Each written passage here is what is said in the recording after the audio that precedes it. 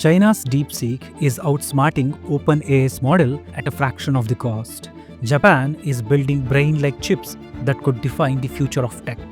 The US, they are pushing boundaries with a metacognitive AI machine that can think about thinking. These countries are buzzing with bold ideas and real breakthroughs, and India अंतरिक्ष में यात्रा करने वाला पहला कौन था? मुझे तो लगता है हनुमान जी थे, क्योंकि हम अभी भी अपने आप को अभी तक ही देख रहे हैं। हम अपने हजारों वर्ष पुरानी परंपरा, ज्ञान, संस्कृति, जब तक हमें उसका ज्ञान नहीं होगा तो जो अंग्रेजों ने दिखाया हम वहीं तक सीमित होकर रह जाएंगे। हर हिंदुस्तानी को गर्व करा रहा है, गर्व दे रहा है। India has the brain power, the brilliance, the potential to lead. But we are stuck tweaking their inventions, not leading our own revolution. Our talent's real. We are just handing it over for the world to polish. Too many of our brightest are trapped as employees, not innovators, fueling someone else's vision, not building their own. And this is not a fluke. It's the system across the board. Teaching, banking, bureaucracy, farming. Careers aren't dreams chased, they are deals settled. Passions a rare gust. Most just grab what's in reach, not what sets their soul on fire.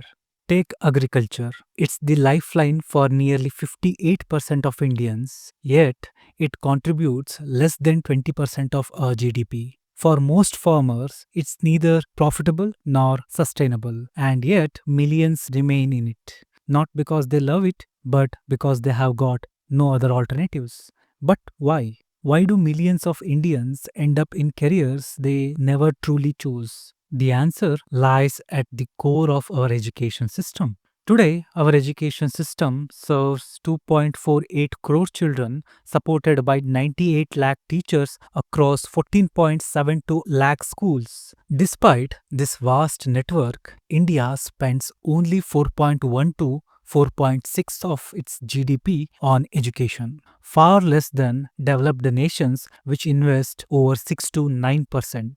For over 5 decades, since the Kothari Commission in 1966, there has been talk of rising education spending to 6% of GDP. Yet, in 2025, we are still chasing that goal. The National Education Policy 2020 promised a revolution: digital upgrades, better infrastructure, teacher training, and a bigger education budget.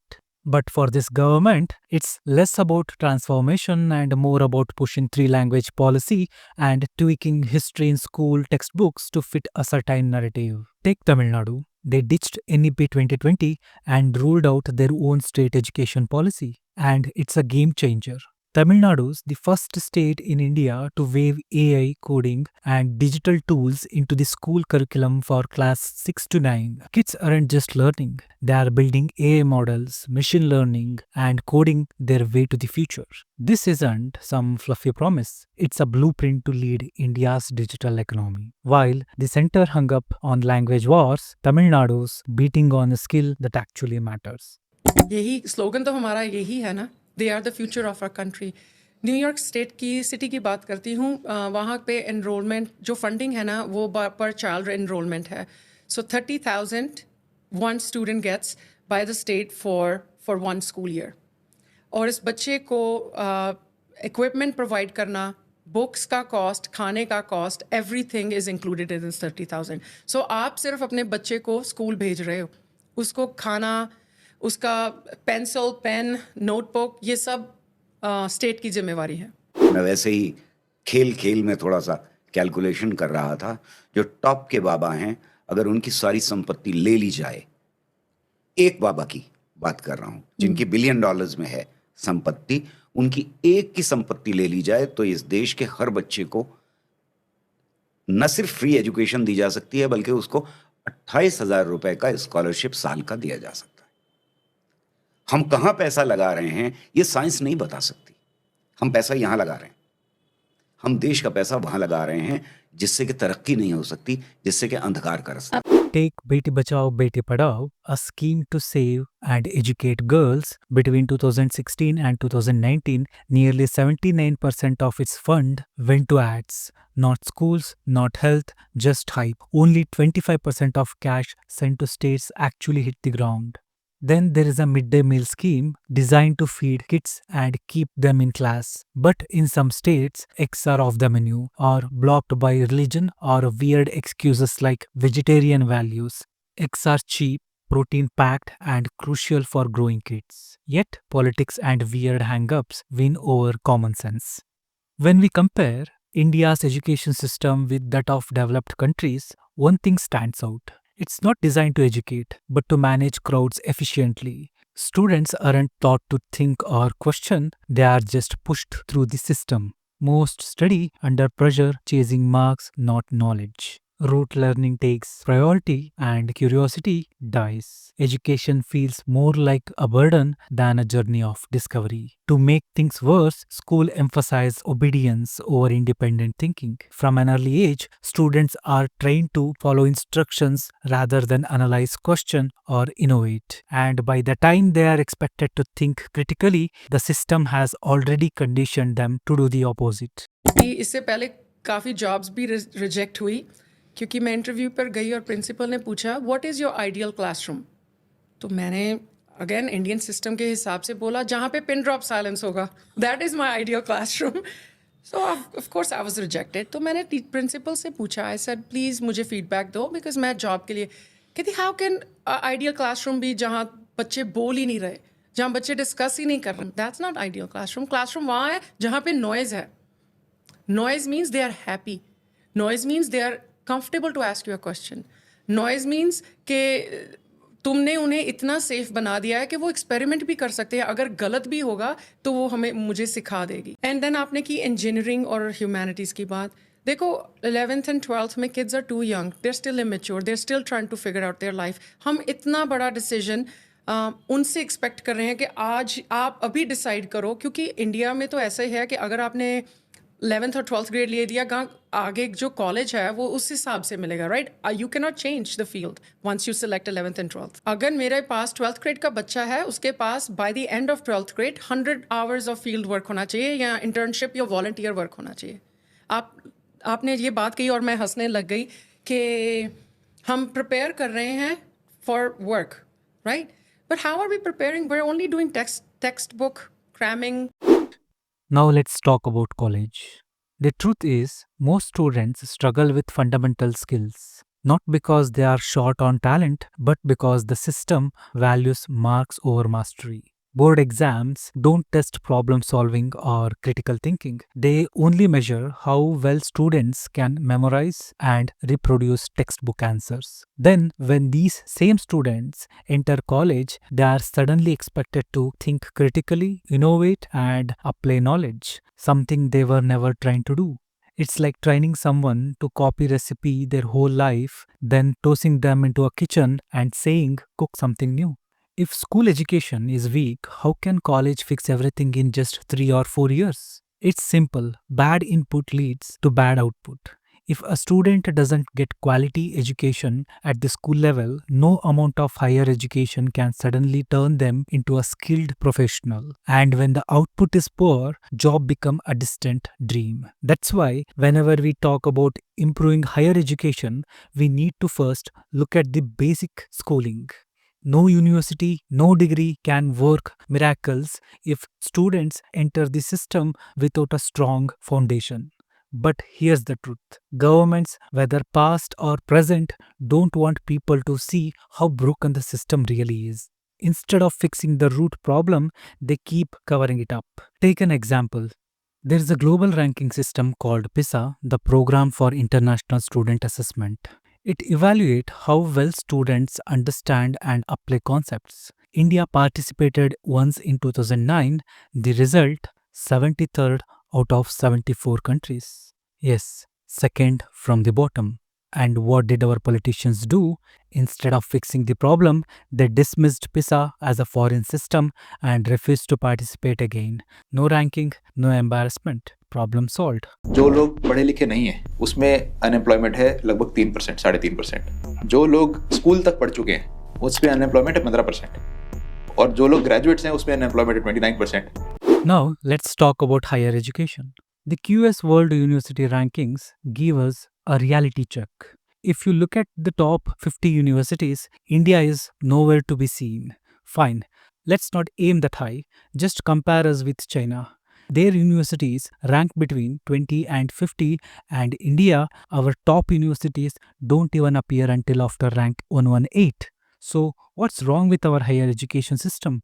Imagine if there were a master degree in aviation, instead of flying planes, they would spend years reading about aerodynamics and navigation, memorizing the complex theories without ever stepping into a cockpit. And to earn their license, they would have to pass a written exam describing how to land a plane, but never actually land one. Sounds dangerous, right? Yet, this is exactly how our education system functions, valuing rote learning over hand on experience.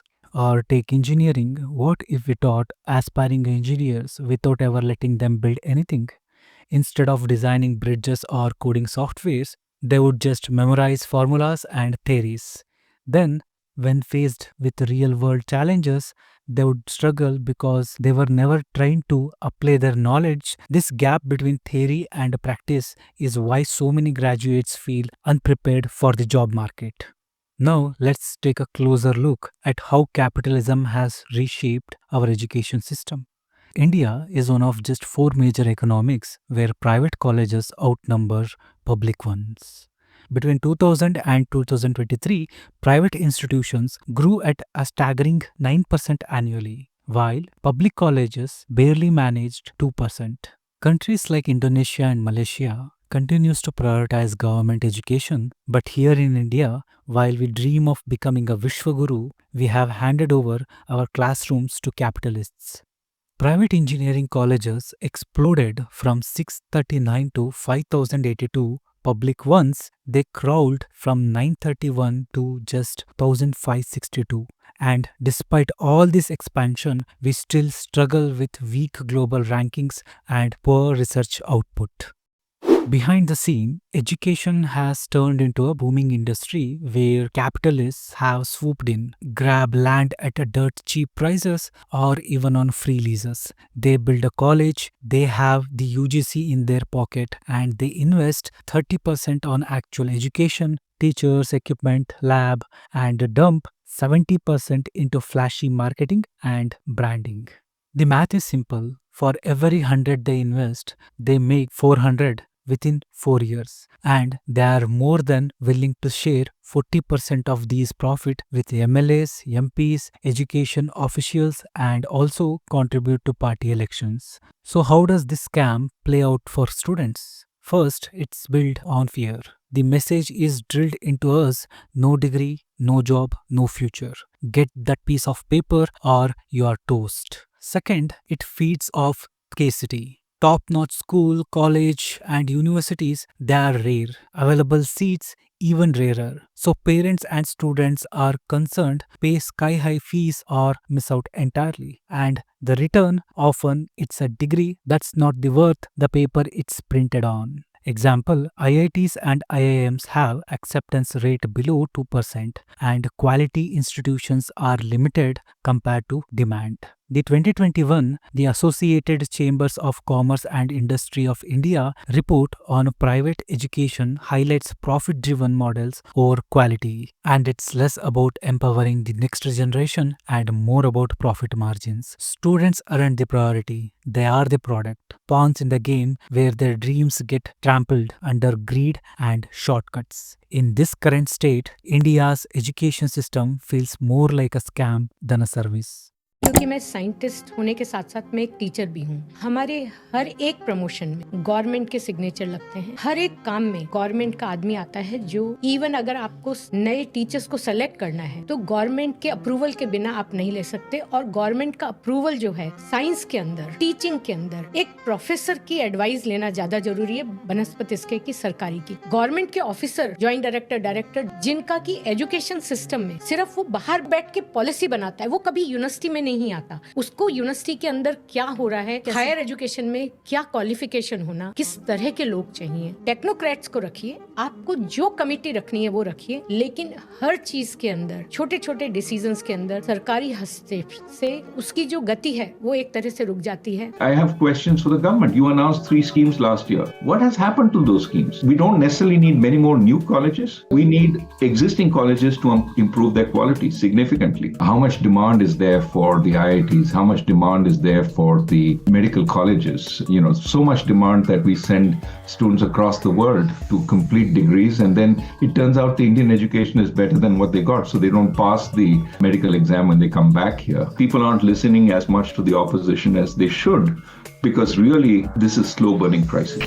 The second major contributor to this flawed system is the University Grant Commission, or UGC. Instead of prioritizing educational quality, the UGC operates in a way that turns education into a business. Universities are required to pay the UGC for every admission they secure, making the process more of a financial transaction than a commitment to learning. Many UGC affiliations are for sale, and the result, a flood of colleges that are big on promises but hollow on quality. That's how we have ended up with colleges that look good on paper but deliver nothing in the classroom. Moreover, India lacks enough government-funded autonomous universities that can offer quality education in every corner of the country. This leaves students with fewer opportunities to access world-class education unless they can afford to study in top-tier cities, creating a deep divide between the privileged few and the rest. The disparity is evident when we compare premier universities with others. While the top universities follow a rigorous industry-relevant syllabus, many other institutions, especially those focused on engineering, are stuck with outdated curricula and untrained faculty who, due to lack of proper training and exposure, struggle to deliver effective education. Ultimately, this inconsistency leads to graduates who are ill-prepared for the demands of the modern world, widening the gap between India's educational elite and the rest. अब भारत में शिक्षा को जिस तरह से privatise किया गया, महंगा किया गया, यूजीसी की ग्रांट घटाने के बाद फीस बढ़ा दी गई, सीटें कम कर दी गई। जब जेएनयू में स्टूडेंट्स ने यूजीसी की ग्रांट्स घटाने के खिलाफ आंदोलन किया, तो भीड़ ने घुसकर स्टूडेंट्स के सिर फाड़ दिए। अब मांग तो ये होनी चाहिए कि शिक्षा फ्री हो। किसी देश में किसी को इसलिए अगर पढ़ने का मौका नहीं मिलता कि उसके पास पैसा नहीं है, तो ये तो सबसे बड़ा अन्याय है। हर बच्चे को मौका मिलना चाहिए कि वो जो चाहे पढ़ना चाहे पढ़ सकता है। ये व्यवस्था सरकार करके देगी कि आपको डॉक्टरी पढ़ाई पढ़नी है, इंजीनियरिंग पढ़ाई पढ़नी है, आपको फिलोसफर बनना है, आपको जो बनना है आप पढ़िए और सरकार उसका खर्चा उठाएगी, आपको जो बनना है। लेकिन फ्री शिक्षा की मांग तो छोड़िए, जब छात्रों ने कहा कि जो आप फीस ले रहे हो उसको बढ़ाओ मत, तो इस देश की जनता ने कहा कि ये टैक्स पेयर के पैसे पर पलने वाले पैरासाइट्स हैं, ये परजीवी हैं और देशद्रोही हैं। But what if India had structured a long-term plan for reform, one that prioritized quality over quantity? For decades, India's education system has suffered from fragmented policies, half-baked reforms, and visionless execution. There is no continuity, just political patchwork stitched together every 5 years. Meanwhile, China, once struggling with similar challenges, has systematically transformed its education sector over the past 4 decades. Back in 1978, China took a bold step. It didn't just tweak policies but rebuilt its education system from the ground up. The reforms began at the primary level, ensuring that strong foundational learning was in place. A key initiative was the introduction of Gaokao, a standardized national exam similar to India's 10th and 12th board exams. However, unlike India, where exams reforms remain inconsistent, China continuously reformed its curriculum, teaching methods, and the assessment systems. China understood that a nation cannot produce top-tier professionals and researchers without first strengthening school education.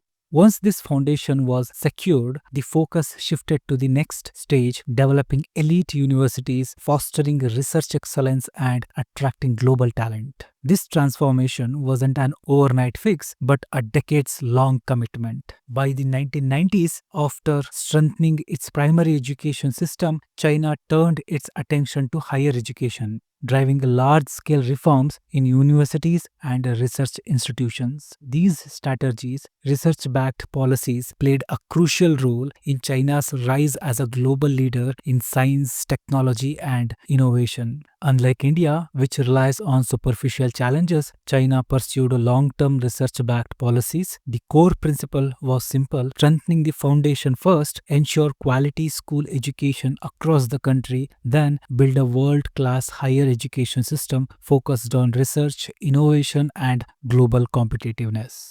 While India makes noise about becoming a global knowledge hub, China has quietly gone ahead and shown the world how it's done. Through the focused reforms, China didn't just improve its universities, it made them engines of economic and technological power. Its education policy is directly tied to national development. In contrast, India's research sector remains underfunded, scattered, and far removed from real-world needs. आज जो science हो रही है, आज जो equipment चाहिए आपको, अगर उसमें महीने भर की भी डिले होती है तो आप दुनिया से पीछे हो जाते हैं। चाइना हमसे 1 साल बाद आज़ाद हुआ था। साइंस एंड टेक्नोलॉजी में 2000 तक हम बराबर थे। साइंस एंड टेक्नोलॉजी के एक्सपेंडिचर में भी बराबर थे, उनका थोड़ा हमसे कम ही था। साइंस एंड टेक्नोलॉजी का बजट घटा है और इन्फ्लेशन के हिसाब से अगर देखें तो बहुत ज़्यादा घटा है। फिर इस बीच में चाइना ने अपना बजट साइंस का जीडीपी परसेंटेज के हिसाब से 3 गुना बढ़ाया है, हमने घटाया है। साइंस में पीछे होना जो है वो बहुत घातक होता है किसी मुल्क के लिए। फिर कैचअप करने में आपको शायद दशक लग जाए। China's transformation proves a simple truth. Real progress demands more than slogan. It needs vision, commitment, and investment, none of which India has embraced at scale. Over the past few decades, China has poured trillions into its education system. India, we have barely scratched the surface. If we truly want to compete on the global stage, we must stop patching holes and start building a new foundation, free from political meddling and short-term agendas. Here's what real reforms look like. Strengthening primary education. Start where it matters most. Better infrastructure, teacher training, and conceptual learning from day one. Reform evolution. Stop rewarding rote memory. Assessments should measure understanding, creativity, and problem solving. We must train thinkers, not cameras. Third, promote research and innovation. Universities must become innovation hubs, aligned with national industries and challenges, not isolated ivory towers. And last, encourage job creators, not just job seekers. Education must empower students to build, innovate, and lead, not just chase jobs abroad. India has some of the brightest minds in the world, but brilliance alone isn't enough. To unlock this potential, we must invest in education that fosters leadership, research, innovation, and self-reliance. This is the vision India needs. This is the leadership we deserve. It's time to break free from outdated models and unleash the truth power of this nation. The question is, will we take the leap? मैं आपसे पूछना चाहता हूं, आपको विश्वास है ये देश फिर से उठ खड़ा होगा, ये देश ताकतवर बनेगा, हम सामर्थ्य के साथ मानव जात की सेवा कर पाएंगे, विश्व को संकटों से मुक्ति दिलाने का देश में सामर्थ्य होगा?